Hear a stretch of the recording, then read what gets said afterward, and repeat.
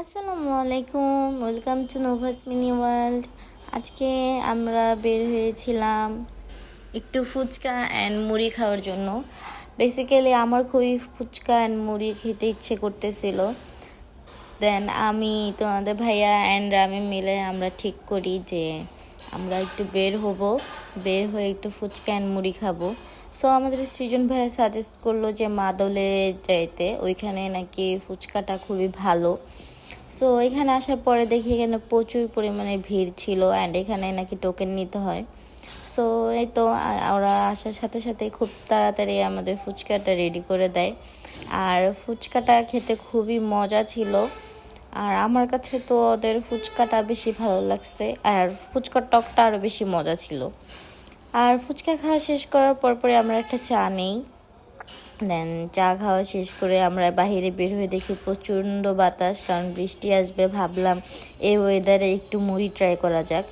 So এই তো আমি মুড়ি নিয়ে নিয়েছি, অ্যান্ড মুড়িটা বেশ মজা ছিল।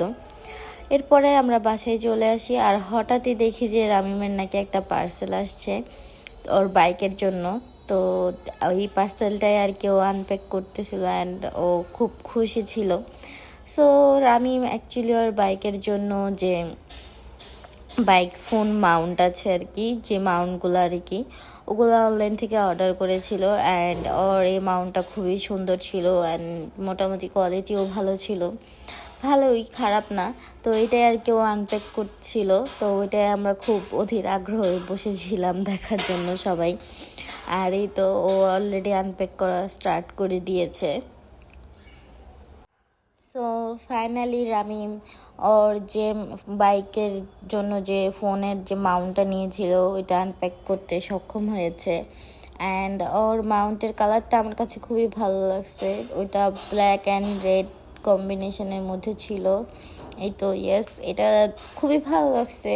আর অ্যাকচুয়ালি এটা আমি বলবো যে তোমরা যদি বাইকে ক্যারি করো ভালোই হবে। দেন এরপরে এখানে দেখি যে রামিম ওর বাসার জন্য নতুন একটা ফ্রিজ নিছে, অ্যান্ড ফ্রিজের কোয়ালিটি অ্যান্ড সব কিছু রামিম চেক করতেছিল, অ্যান্ড দেখে খুব ভালো লাগছিল যে ও একটা ফ্রিজ নিয়েছে ওর জন্য। খুবই সুন্দর ছিল ব্যাপারটা।